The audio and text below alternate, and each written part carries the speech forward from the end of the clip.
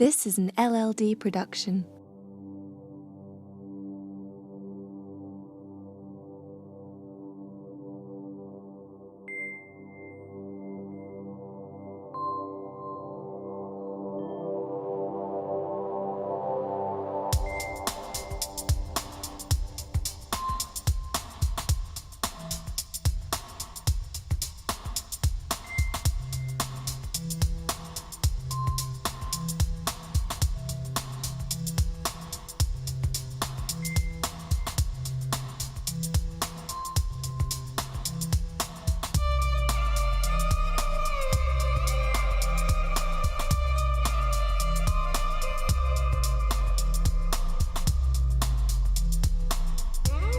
Welcome to this episode of Owlia's Opinions, the new podcast in which we take a better look into the world we love, learn new things, and debate the toughest issues the world has in store.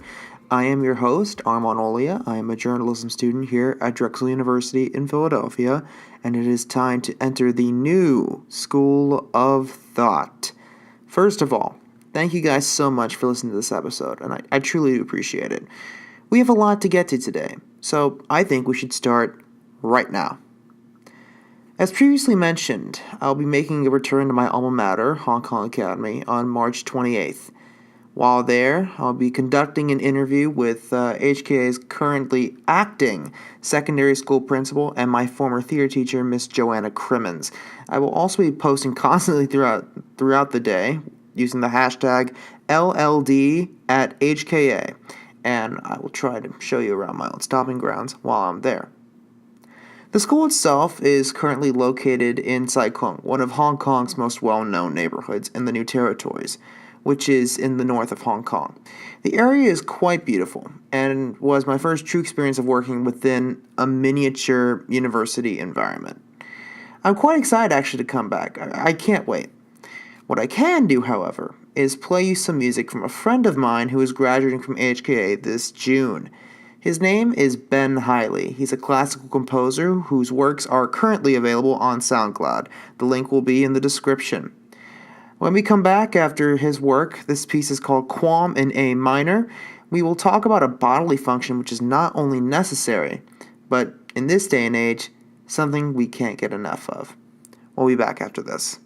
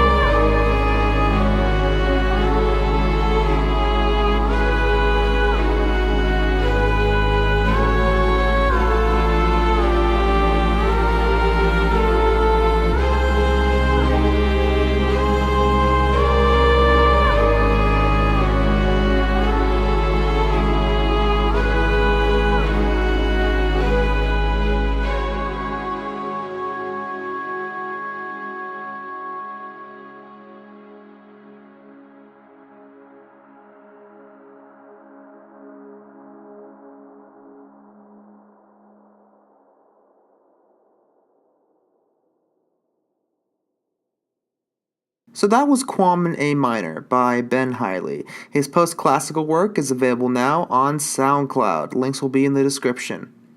So Ben and I have known each other now for a few years, and throughout my time that I knew him when we were at HKA together, I never really knew him as a composer.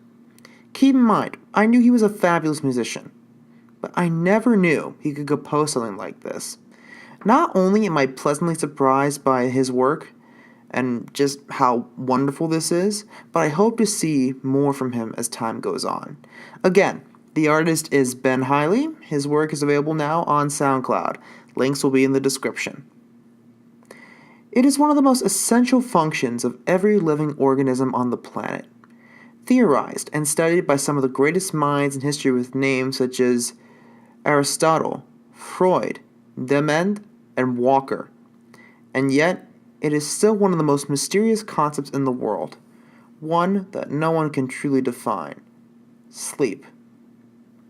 The world, as seen all around us, has changed quite significantly over the last century, what with the invention of new technologies, old enterprises going obsolete with radical paradigm shifts. The world in the 1940s is not the same as the world here in 2018. However, there's a major cost to all of this. In today's fast-paced and highly busy world, frequented by technology, high stress, and ridiculous amounts of caffeine, comes one ridiculous question that we cannot answer. When do we have the time to sleep? This was a question that I have explored quite a lot recently, especially considering my general lifestyle. Besides this podcast, which takes a lot of my own personal time, I have a part-time job, classes which take an extensive amount of time, articles that I write for different publications, volunteering at a local community center, etc. Not really much left in terms of sleep. As a result, I've been looking for answers, and what I've found is quite astonishing. I recently began a book by Dr. Matthew Walker of UC Berkeley entitled Why We Sleep: Unlocking the Power of Sleep and Dreams. And he started out with one point in particular. No scientist actually truly knows the purpose of sleeping and dreaming. It's so multifunctional and mysterious that nobody knows the true meaning of why sleep is good for you. However, this mysterious process, if skipped or overlooked, can create serious consequences.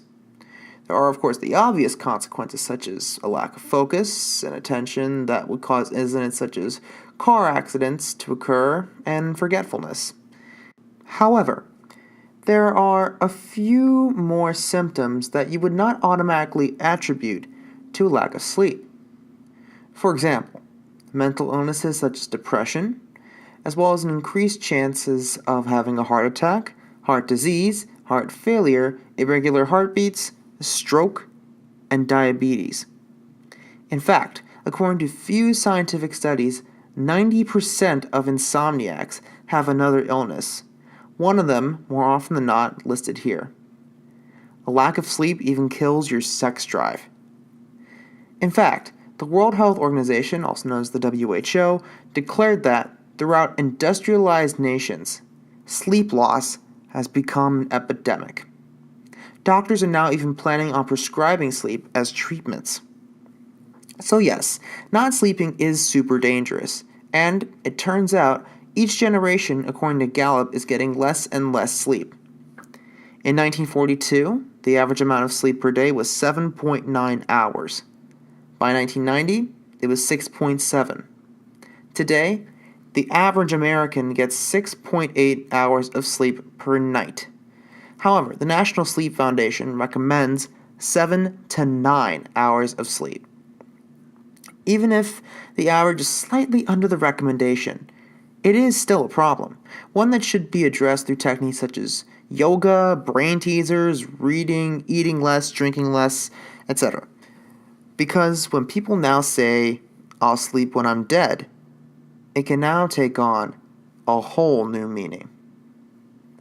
So what did you guys think? Did you guys learn anything new?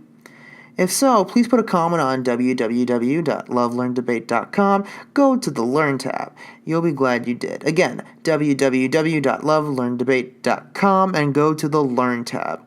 You can even leave your comments on how you felt on the website.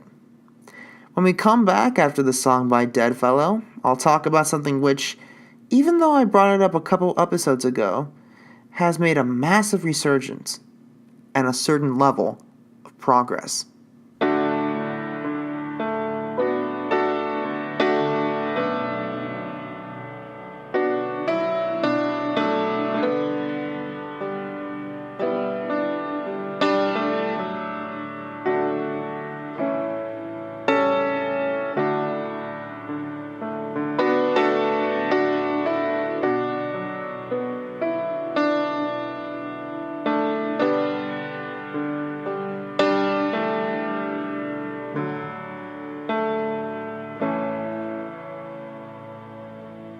Oh, we'll meet via convenience of this golden online age, but only after we make sure that all our interests are the same.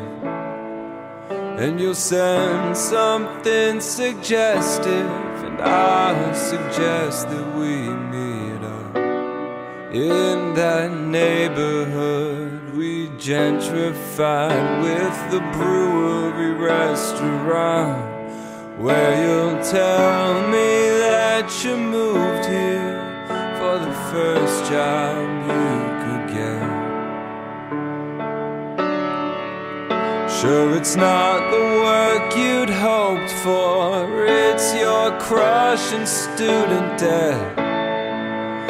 And we'll sit and drink and talk about how our mothers drink too much. Baby, is this what it means to be millennials in love? And we'll get an apartment too soon, according to our friends. We'll spin it as pragmatic, justified by splitting rent. And we'll build our home together like the ones on the internet, full of crowdsourced personality, hanging plants in a pallet bed. You'll start growing distant and more protective of your phone. You'll spend more time at your parents' until you move your things back home. And I'll hear you reconnected with some long-lost high school crush. Baby, is this what it means to be millennials in love?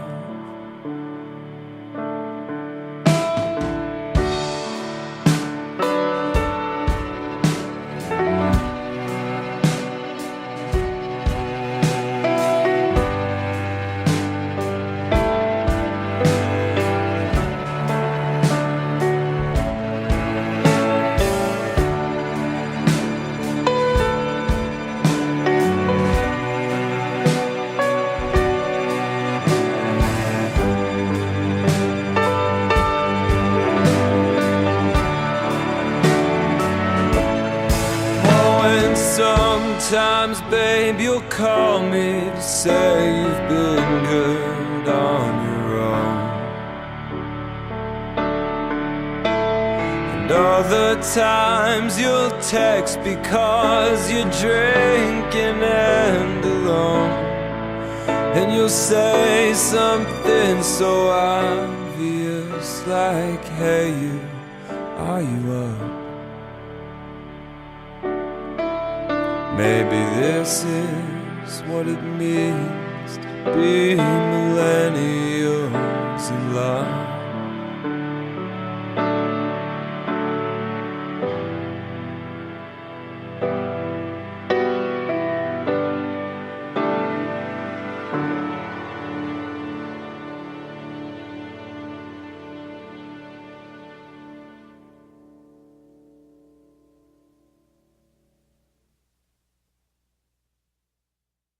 And now, some final thoughts.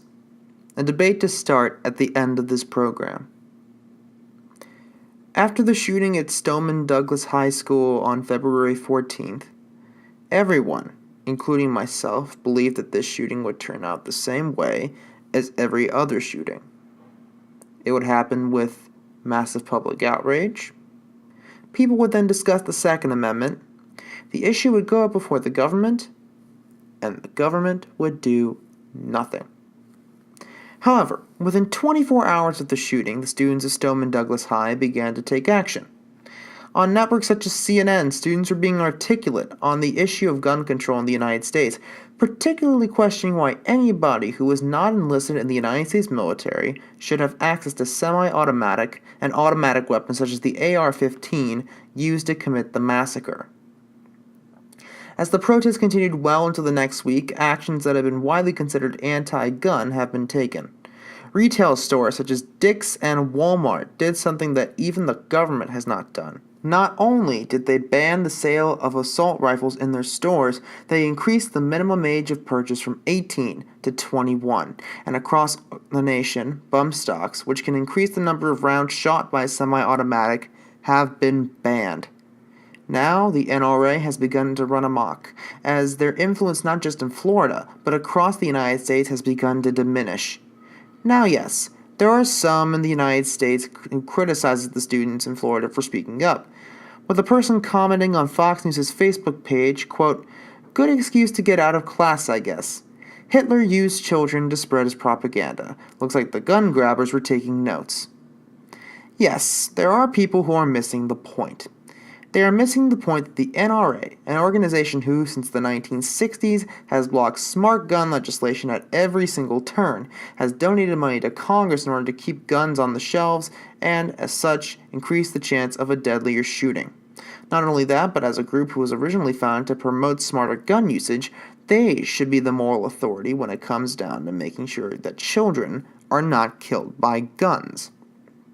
Indeed, they are paying politicians such as President Donald Trump, who received $30 million, and Florida Senator Marco Rubio, who received $3.3 million, in order to keep the issue alive. What's worse, however, is that they do not seem to care, and their words have been more than half-hearted.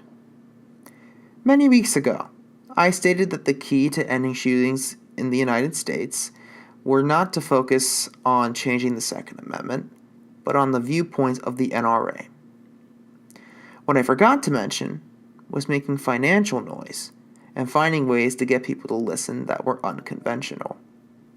It seems as if the good students of Florida have found that way. Well done to all of you. When you march on the 24th, I wish I could do it with you. So what do you guys think? Do you agree or disagree?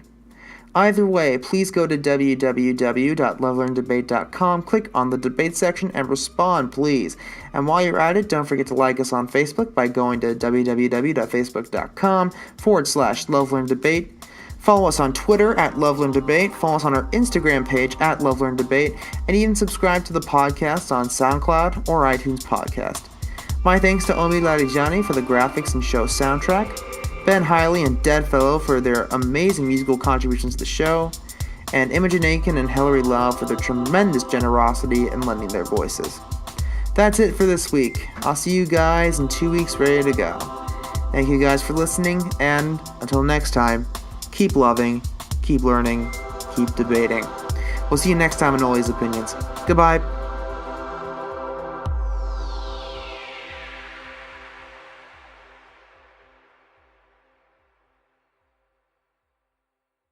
This has been an LLD production recorded in Philadelphia, Pennsylvania.